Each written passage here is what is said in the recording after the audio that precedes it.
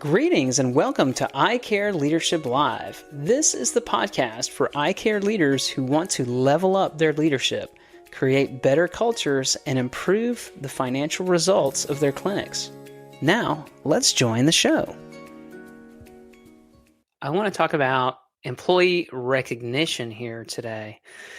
Employee appreciation is such an important issue. It's important to get it right. It's important to do it. And I would say the first reason why it's so important is because number one, it is incredibly impactful. Most people say they don't get enough appreciation and recognition. And it is it's an incredibly common thing for people to identify as one of their main ways of feeling valued, at work is to get appreciation from their manager. And then the last thing I'll say is it's important to show appreciation to your staff because it's so costly to lose people. And people will leave your business, they'll leave your clinical ophthalmology practice when they don't feel appreciated. It's kind of an obvious thing. If someone doesn't feel appreciated, they're going to go somewhere else. And yes, there may be some people who are strictly driven by money, and maybe you pay the best in your area and they're going to stay with you even though you never show appreciation. But number one, all things being equal, they're going to go where they're appreciated. And number two, I think the vast majority of people will stay somewhere where they feel appreciated rather than going into an unknown environment where they might make more money, where they might feel horrible about themselves every day because they never get appreciation and they don't feel valued. And so you can make your culture a sticky environment of being a place where people want to stay if you get good at appreciation. And you don't even have to be great at it.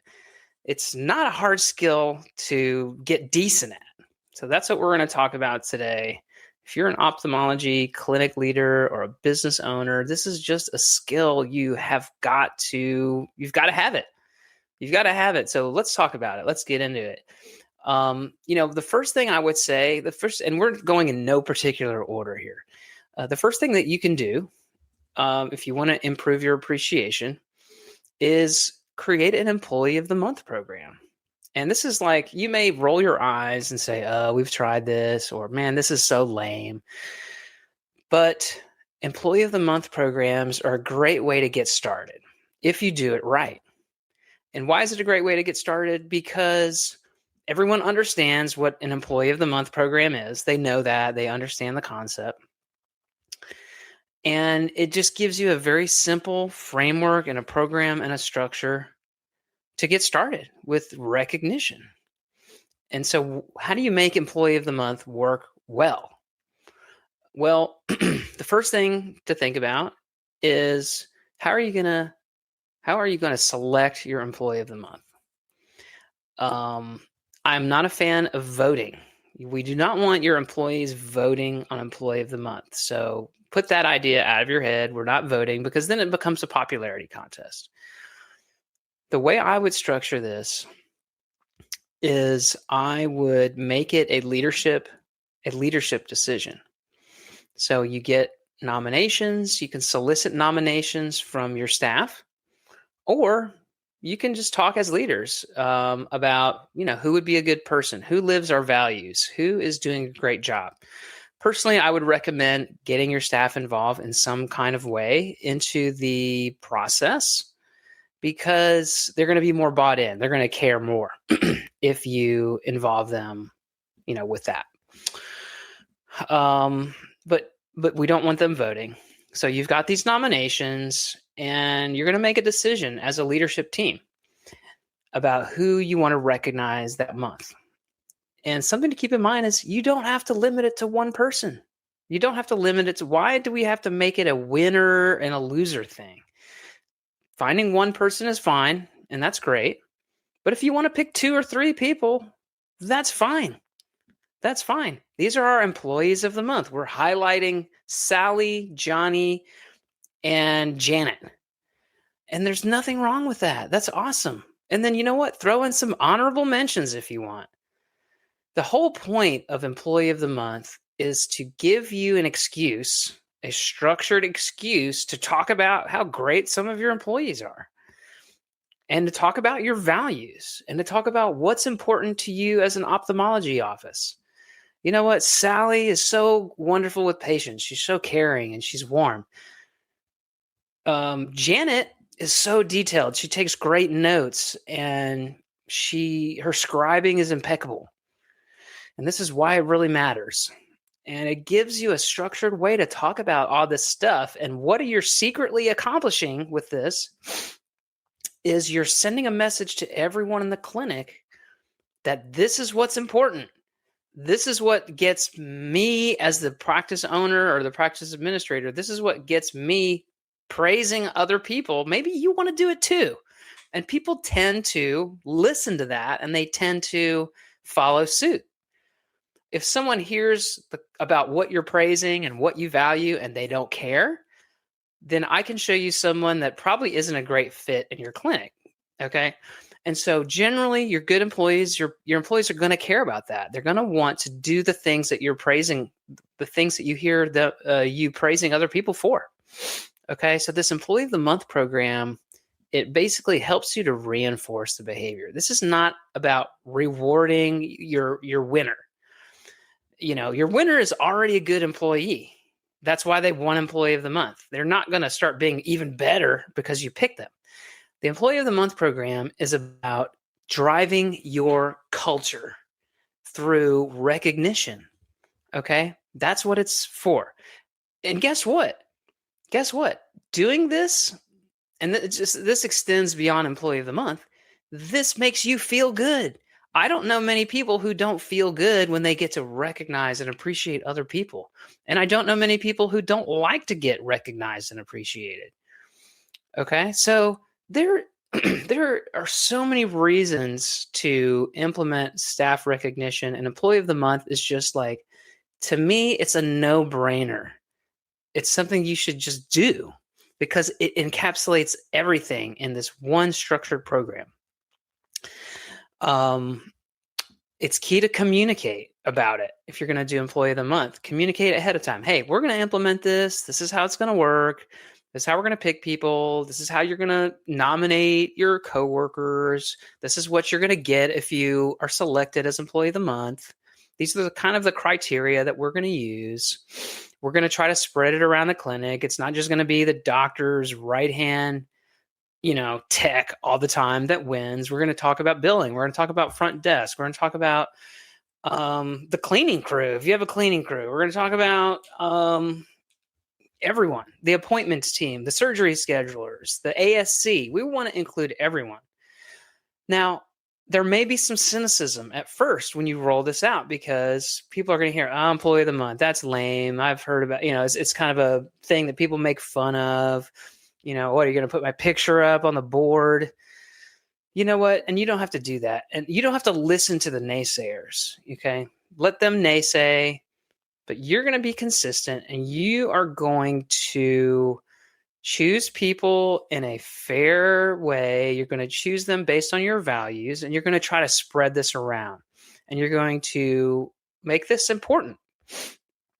I do like to give a little prize or a little something to the people that you recognize, but that's not the point. It just makes it nicer. It makes it more of a exciting thing to be selected. Maybe it's $100, maybe it's $50, maybe it's a gift card somewhere. Remember, when you give a thing of value to employees like that, you do need to make it taxable. That's the part I hate talking about, but from a compliance standpoint, you do need to put that into their paycheck. Put it into your payroll system that I gave Johnny $100 and it's going to tax them. And if I were you, I'd probably gross that up so that you cover the taxes for them. You don't want them to get too much of a tax hit. You want to make sure you apply taxation so that you're good with the IRS. And you don't want the employee to really have to end up paying taxes for a gift card you gave them. This show is sponsored by Seasoned Advice HR Services, where I help I Care businesses to make more money and save more money by hiring better, retaining better, and reducing your HR risk. If you would like an HR assessment or ongoing HR support, please reach out to me at seasoned-advice.com. What else? So that's Employee of the Month. And there's lots of little details about that. I've got a whole blog post. I'll put the link in my show notes to that blog post that will explain more details about Employee of the Month programs. But I'm a fan. I'm a total fan of that.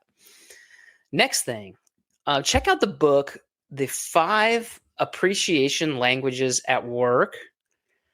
It was written by the same gentleman who wrote The 5 Love Languages. And I always forget Gary Chapman. I always forget his name. And check that book out because it talks about different ways to give appreciation. So this is my number 2 tip, is understand different ways of showing appreciation and recognition. Some people prefer words of affirmation. Some people prefer acts of service. And to be honest, all of the methods of appreciation are valid. And so check out that book, The 5 Languages of Appreciation at Work, and it will expand your mind about ways to show appreciation, because it's not just about words, right? Appreciation is more than just saying good job or attaboy. And by the way, there's an effective way to give verbal appreciation, and there's sort of more vague and not so effective ways to show verbal appreciation. And learn how to be effective at it. And I think the book talks about that. It talks about being specific. It talks about giving the reason why you're sharing the appreciation. If you ever hear me talk at AAOE or ASOA about appreciation, I talk about how to structure that so that you can be more effective. So learn the structure of giving appreciation so that it is more effective. But read that book, The 5 Languages of Appreciation at Work, and it will help you be more effective. Next tip is to simply do more positive feedback, give more positive feedback. And this is, again, it's free. It's free, and you should be doing it every day. Every day you should be giving someone positive feedback. And it doesn't have to be, people think that positive feedback has to be about some great thing like, oh, you saved the clinic from burning down today. Thank you. No, appreciation can be about little things like, hey, I appreciate you being here consistently. Or, you know what? Your chart notes yesterday were great. Or, you know what? You said exactly the way you phrased that in your email was like really well done. That's exactly what I want to see. And this does a few things. It makes people feel good. And the other big thing that it does is it reinforces what you want. It reminds them and lets them know, hey, that thing, that's what I like. I like that a lot. Keep doing that. And people respond very well to hearing about what they did right. Someone gave me some advice a long time ago. We were both motorcycle riders, and he said, it's a lot more likely that you're going to run into something when you're staring at it. And so his advice was, if you're on a motorcycle and you want to avoid a pothole, don't stare at the pothole. Look at where you want to go. Focus on the place you want to go on your motorcycle, and you're more likely to get there. And that same thing goes with employee behavior. Focus on what you want. Focus on the results and talk about what you want. Talk about what you want way more than talking about what you don't want. If you spend all day talking, well, I don't want to see that, or don't do this, or you better not do that. Okay, that's good. It's nice to know what I'm not supposed to do. What am I supposed to do? What's good around here? And because people need to know what's good, and they need to be reminded about what's good, because by the way, we're all human beings and we all have a bias to remember negative things. and to think about negative things and be woken up in the middle of the night about negative things that are on our minds. And so don't harp on the negative, harp on the positive. So give that positive feedback on a regular basis, make it something you do every day, get used to doing it. And by the way, if you're really struggling with this, then develop a gratitude practice. I want every day practice gratitude. What's great today? What was great yesterday? What are you looking forward to? Past, present, and future gratitude. Practice that. Do something every day and make it little things, right? I'm so grateful for the weather today. Or, you know what? There's not a cloud in the sky. Or, you know what? My phone it always works. Like, I really love this phone. I'm so happy that I have this phone. It could be little things. Or the ice in my drink is just that perfect ice. It's like crunchy. It's not too hard. It's not too soft. It's like that good ice like you get at Sonic, you know? And so whatever it is, little things like that, get good at that, and then you will be better at doing it at work. Practicing that gratitude at work, practicing at home will make you better at work. And by the way, it will make your family life better too. Your spouse loves to hear affirmation. Your kids love to hear positive affirmation. Practice it. Practice it in all spheres of your life. Another way of improving appreciation and gratitude is by finding a platform, a digital platform. And one I've used in the past is called Work Tango, but there are other ones out there. But basically, it's like a social media website or app that employees can log into, and they can appreciate each other. They can say, "Hey, Sally, great job. Thank you for helping me out." And then everyone sees it. It's in like a Facebook style feed. And then people can like it and they can comment on it. And you can even allow your employees to send points to each other. And then if you have the budget for that, then they can turn those points into prizes. Again, the taxation thing, don't forget about that. But they can redeem the points for prizes, but you don't have to do the points. You don't have to have the budget. Yes, the software does cost a little bit of money, but it's worth the investment, because what happens is employees, they start sending each other appreciation all the time. And then you have a culture of appreciation. I want your goal to be cultivating a culture of appreciation in your office where you're showing gratitude. Your employees are showing gratitude for each other. And believe me, your patients are going to notice that this is a great place to go. If you're a patient, they feel good. They feel good. When your employees feel good, your patients are going to feel good. And so this is just a tool to invest in a culture of positivity and a culture of appreciation. Last thing I want to say is, if you want to appreciate your staff more, then do regular one-on-ones with them. So when I think about the word appreciation, I think about valuing people. So the word appreciate has the same root as the word price as in the cost of something. So appreciation and price are all about value. What is the value that you assign to another person? You're appreciating them means you're giving them more value. And to show someone that you value them, a great way to do that is to talk to them regularly one-on-one. Listen to them. Hey, what's on your mind? What's been going on with you? How are you feeling? What's been challenging? What are you proud of lately? How can I help you? How can I be of service to you?